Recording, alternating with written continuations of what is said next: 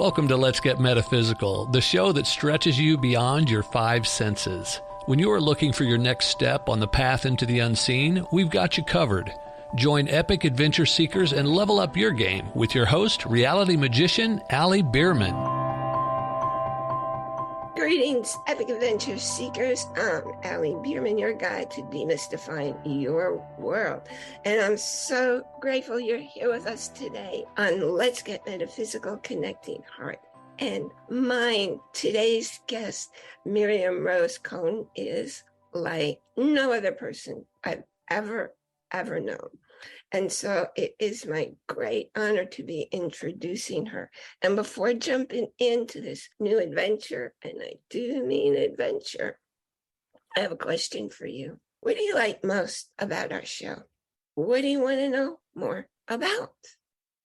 Seriously, I want to know you. I want to know what you want. I want to know what you like about it. And I want to talk to you. In fact, I'd love for you to be a guest. Yeah. And there'll be a link in the show note so that you can contact me and we can make that happen. Myriam-Rose Kohn classifies her business as a life-changing career transition coach. Oh my, she is so much more than that, which is why I could hardly wait to share her with you. And after chatting with her and getting to know who she truly is, it's like, I'm just bubbling with excitement, in case you couldn't tell. She told me her story, and I never did this before, but I wanted to share it with you, how she described what she does and why she does it in her own words. And what she said was, I had to go through a career transition twice in my life.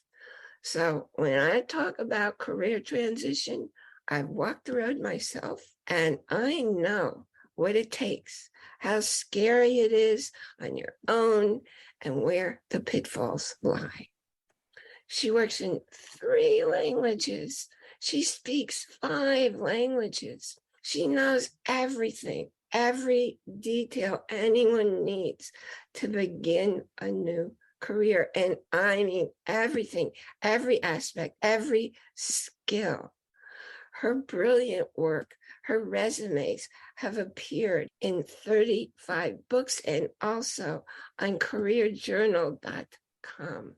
Now, speaking 5 languages, it may be no surprise she's an accredited translator who works for the courts and the U.S. Department of Justice.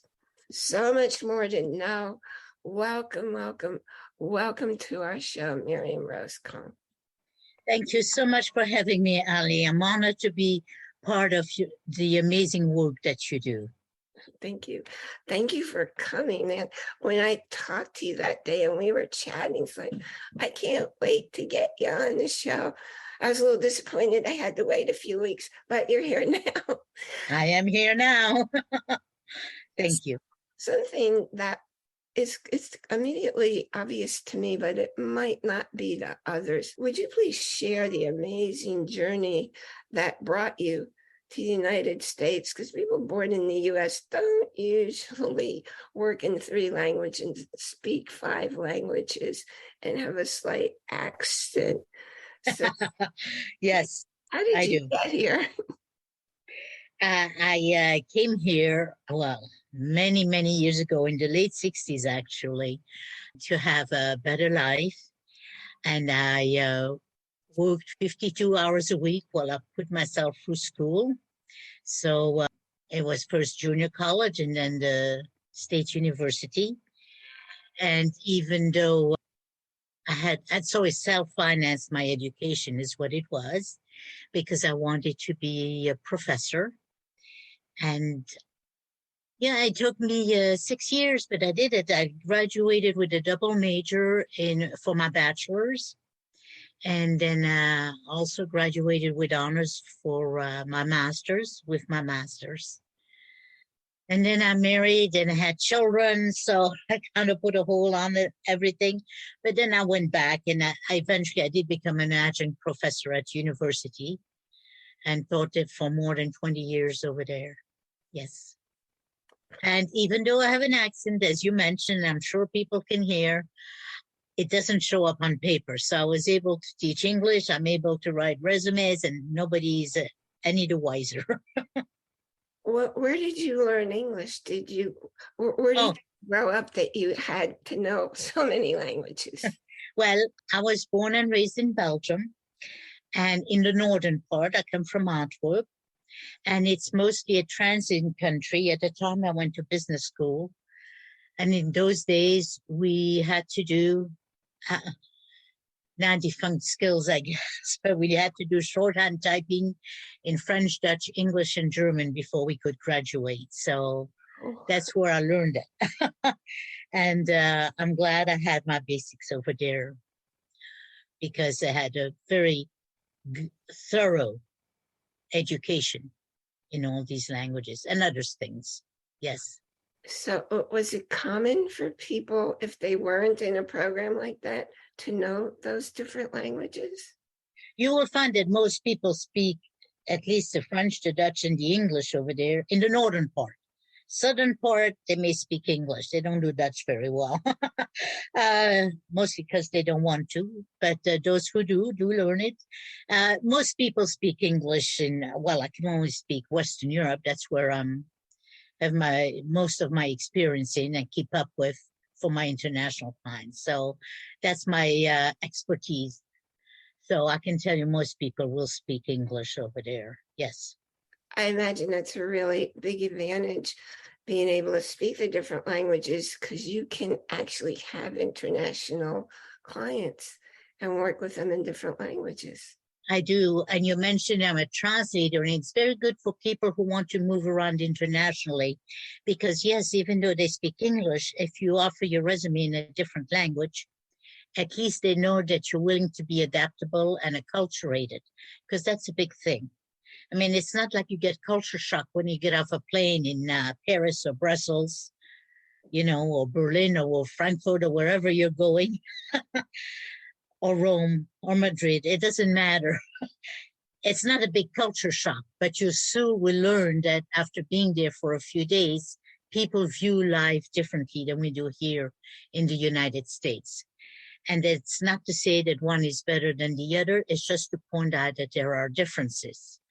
And so, they tend to enjoy life. Where is it they have time to take a cup of coffee and a piece of pastry in the afternoon where we do not, here in the United States. And so you learn that they view life differently. And which means they also have many more holidays, days on which they do not work.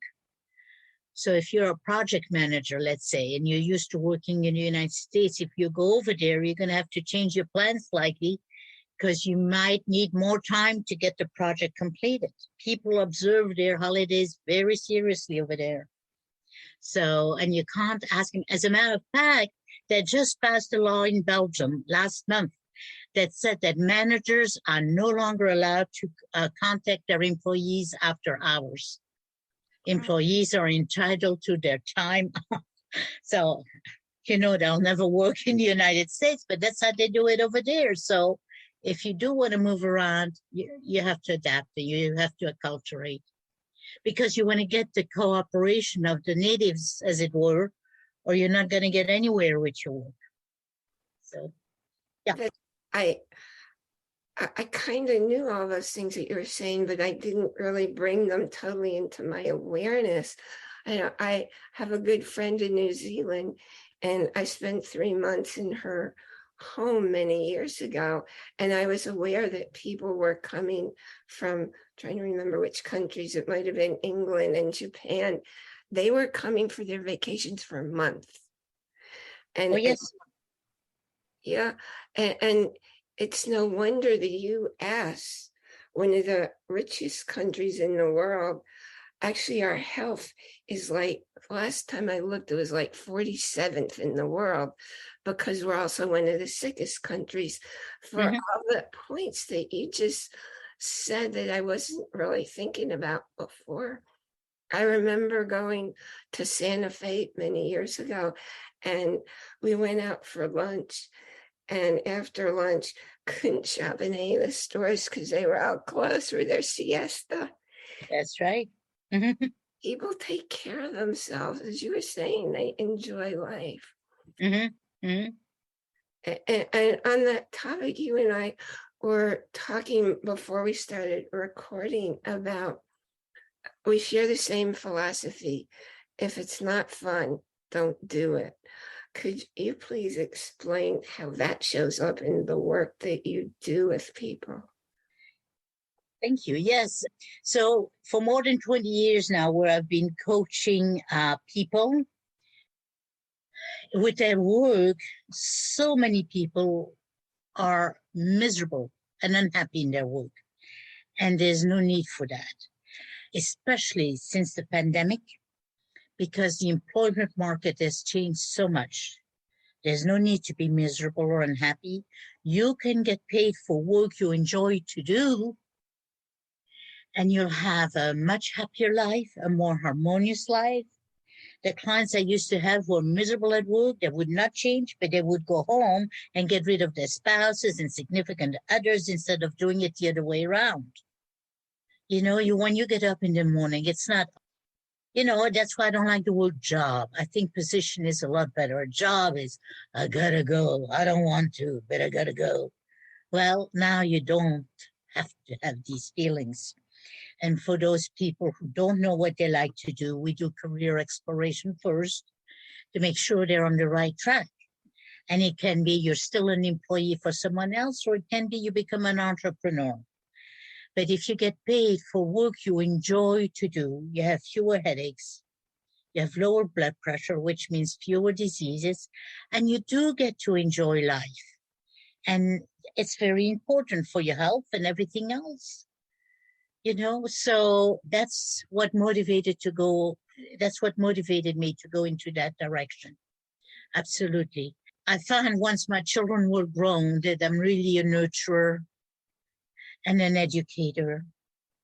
And so that's what I do with my clients now, because literally I know how scary this journey can be if you're alone. And I'm there to figuratively hold their hand till they reach their goal. They have someone who they can confide to. And not only am I confident, but they can be assured that I have their best interest at heart. You can go to resume mills and you can go to other people who do a lot of marketing, but don't really have their clients' interest at heart. And I do. I think it's very important, the connection with people. And we make sure they're on track. Sometimes if something happens, okay, we have to discuss what it is and how we can get past it and move on with the work. Having said that, if people are drug addicts or alcoholics, I cannot help them. They have to be mentally fit first, and then we can work. And it's simply because I'm not trained to work with those type of people. I'm not saying they have no worth. I'm sure they do once we can get past their addictions, but I'm not trained in those areas. So that's why I cannot help them. But anybody else, I certainly can. Men, women, it does not matter. As a matter of fact, I even recommend to my clients that if they have children who are going to start college or university, to have a talk to make sure they're on the right track so they don't lose all that time and money. So there are many applications for my work, but yes, that's what brought me to that work. Because I think we need to have a betterment of our lives in this world. If you are content and you go home, you don't pick up guns, right? Like we have so many mass shootings now. I mean, that's not going to happen if you are a happy person, right? Yes. And you feel you have a purpose in life. I think these people are lost souls. And if you know you have a purpose in life and you work toward it, then that's a big part of having a healthier life, as you mentioned. And when you're happy at work and you're happy when you come home, you're impacting everybody and everything in the household. Exactly. Not just you. And outside the house, because it has a ripple effect, right? It goes out too. Yes, absolutely. I love the point that you made about paying attention to your kids who are going to college, because I know a lot of people don't agree with me, but I think college is one of the worst places for most people. You look in the US, 15% of people actually work in the field they got their college degree, but I don't know how much it costs to go to college these days. I went a long time ago. It cost me $4,000. I think it's more like 70,000 now to go 4 years. Well, and I think the education needs some serious reform because they're really not preparing their graduates for the work world. You know, the world in which they have to work. Maybe that makes more sense. Yes. Yeah, they have to do some serious reforms in there. And it's not to say there's no need for college, because I was a musician, and musicians tend to be like mathematicians or physics students or things like that. So yeah, I want an engineer to get an engineering degree if they're going to build anything. So for having everything appropriate and looking to see how it all fits together. And I love that you look at the big picture, because there's so many people out there saying, I'm a transformation coach. Well, if you're a coach and you're not trying to get a transformation, what the heck are you doing? Right. Well, when it really gets me, I'm heart-centered. It doesn't mean anything, but you gave such a detailed description of how you work with your clients and for them. And if I'm going to go get some coaching, I want it to be somebody like you who could be like a confidant. And that's going to make a really big difference whether or not somebody succeeds. Right. Absolutely. Because they have someone to turn to. They don't have to flounder, you know? Yeah. So, I want to go into some more detail in just a moment. I'm going to take a quick sponsor break. How to be happy, healthy, and secure. It's all in the book I wrote. You got to ask questions. Now, when I wrote this book years ago, I sold the book for $97 because people don't ask themselves the types of questions that are in there. It's not your standard type stuff. And people would write to me with I never asked for testimonials. I didn't know back then. And they would say, I made this change and that change, and I'm so glad you said this and that. So what I've done, I don't charge $97 for the book anymore. In fact, I also made an audio book, and I have a set that's a gift for you. And the link will be in the show notes where you can get it at that special price. Take me up on it, because I'm also going to offer something I used to do all the time. When you get one of my products, I offer a live. Now we get to do Zoom. It used to be a telephone call where you can ask your questions, your observations, so that I know that you're actually using and understanding the book, because I don't want anybody buying anything that just sits on their shelf. And now, getting back to our amazing guest here, you were talking about all the languages you speak and that you got to work as an interpreter. And I know that I once knew someone who was an interpreter for the President of the United States. And I used to wonder, how do we know that the interpreters aren't the people that are creating the world climate and the actual agreements? And because you have experience in that area, could you share your take on that? Well, first of all, translators, let me point something out to your listeners, is translators do work with the written word, interpreters with the spoken word. So two different set of skills, and you have to be, rigorous training. But the point is that years ago, President Reagan had an interpreter, and he misinterpreted one word, and they had to scramble to get things right. We almost had a world incident. So they do very important work, and they have to be very, very well trained. I don't think they're the ones setting policies, but they can certainly cause major incidents if they don't do their work properly. Yes. Well, I know I once had a professor who was a speechwriter for one of our presidents. So I know the president isn't usually writing their own No. speeches or setting their own policies. So I guess that's why I thought, how do we know the interpreters aren't doing it? No, they're not doing it. I can assure you of that. And it's a very much undervalued profession in this country because people don't understand what it requires. A lot of people say, well, you speak the language, you can translate this. No, you cannot. And I can always say something like, well, you speak the language, tell me you drive a car, tell me all the parts and how they work together. Why not? Why can't you do it? Unless you're a mechanic, of course, But they cannot, but they expect us to know engineering and medical and chemical and everything else legal, everything else in between without any preparation. You can't do that, So it's a tough job in this country, definitely. And if you do it for the love of the language.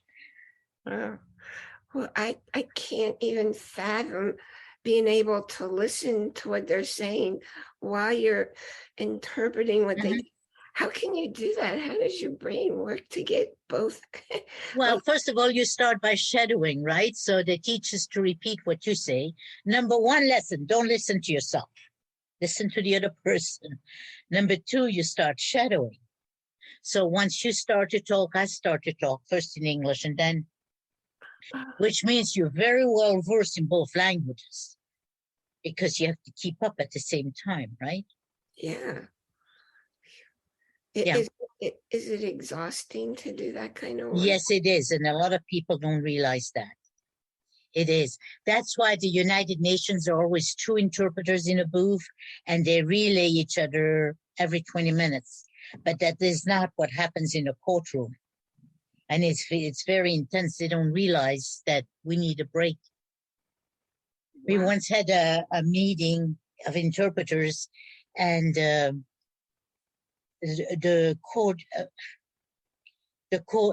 person who organizes all the court interpreters, the word escapes me right now. See, I would be a poor interpreter right now. The word just escaped me. But and he said he was not aware of that. I mean, for us to bring changes, people don't think twice. Wow. It's very unfortunate, yes, but it requires a great amount of expertise, definitely, whether you do it in writing or speaking.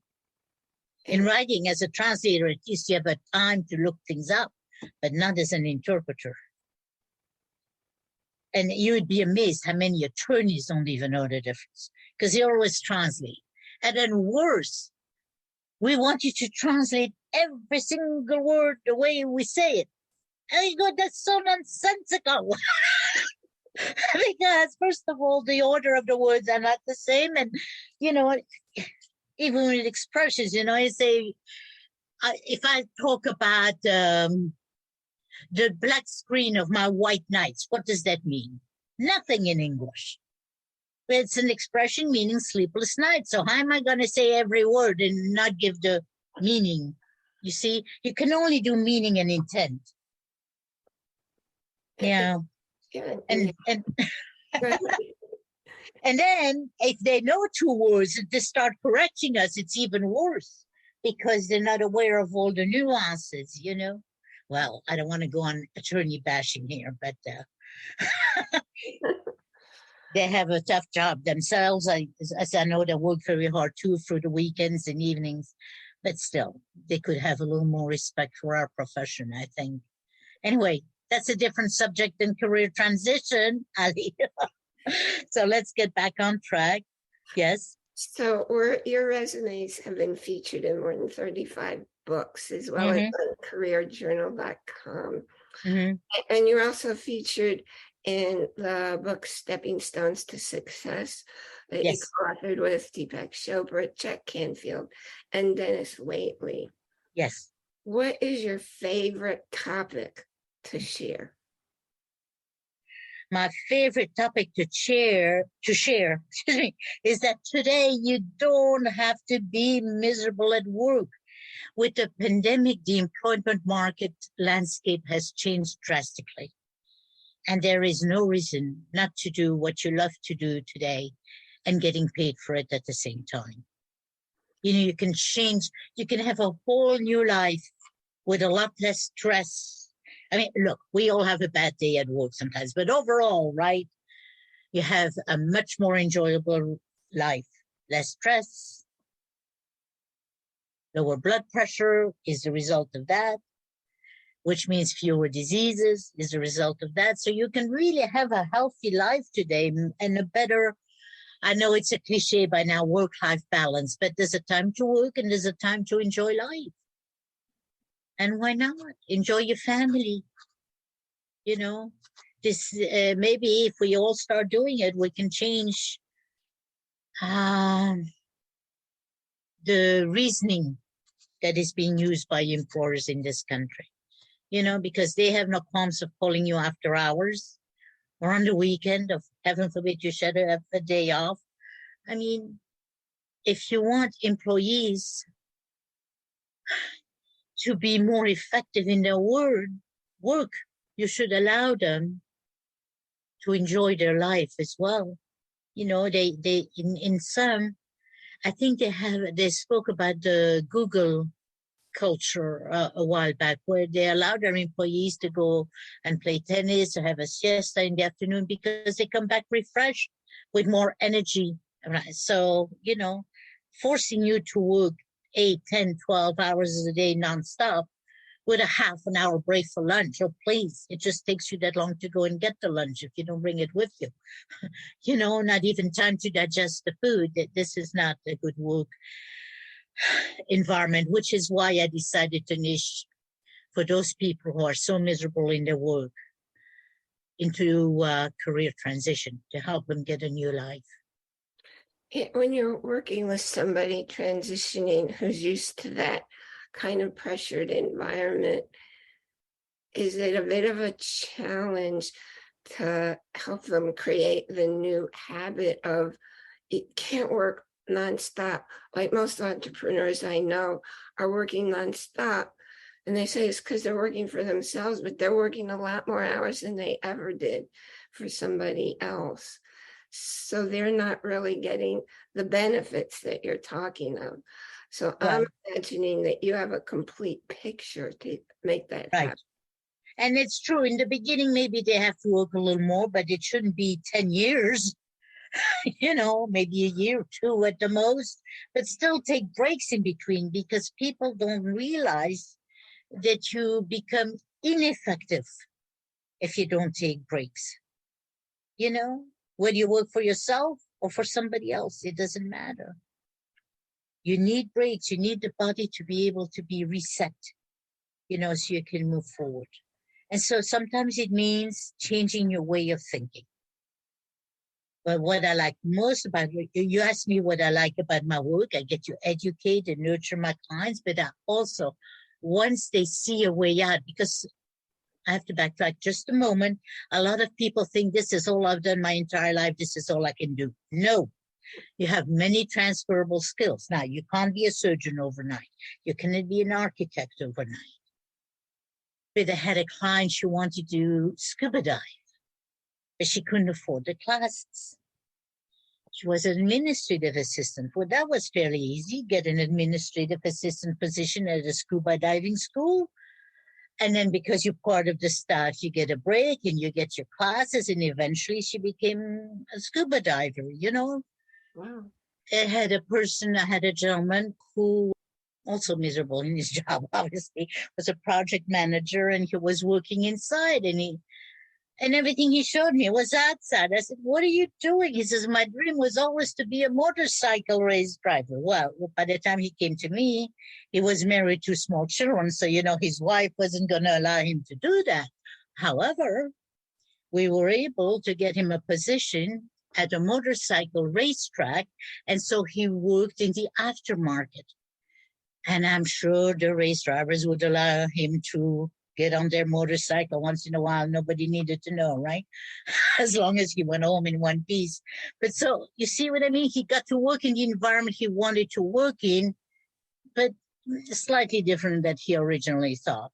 But it made such a world of difference to him. right? Yeah. So you have all kinds of things. I had a lady in her mid-40s, also an administrative assistant, who was laid off and thought she would never get rehired. And she became an entrepreneur. When we did the career exploration, it showed she could very well be an entrepreneur. And this was a few years ago. She went into real estate, making more money she ever would have as an administrative assistant, but had time to go and take care of her elderly mother and her own family, and so enjoy life. I mean, there's so many possibilities. And the high point for me is when I see my client's face begin to literally bloom when they see, there's a way out, I can do something else, and it's like a new lease on life. That's what that's very rewarding to me. It's a question of, you can think outside the box. You can see what somebody who's stuck and feeling so pressured and stressed, just their mind can't go there at all. That's right. When I was a stay-at-home mom, if you can be a stay-at-home mom, I raised 2 performing kids. And I went in to, I guess she was called a career coach. This was back in the 80s. And I went in and she said, well, what skills do you have? And luckily I had my teenage daughter there with me. I said, I don't have any skills. And then she said, Mom, you don't have any skills. And then she listed, I ran the house. I was a professional volunteer. I had all kinds of skills that wasn't in my awareness. So your work is so important to assist people. And yes, do what makes you happy.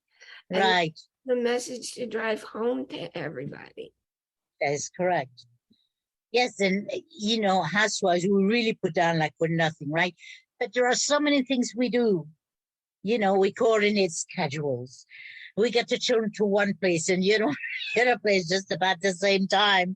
I mean, we're really magical. There's so many skills. You could so easily be a project manager. But employers don't recognize that. You're just a housewife. No. A lot of skills in there that many men could not do. Nothing against men.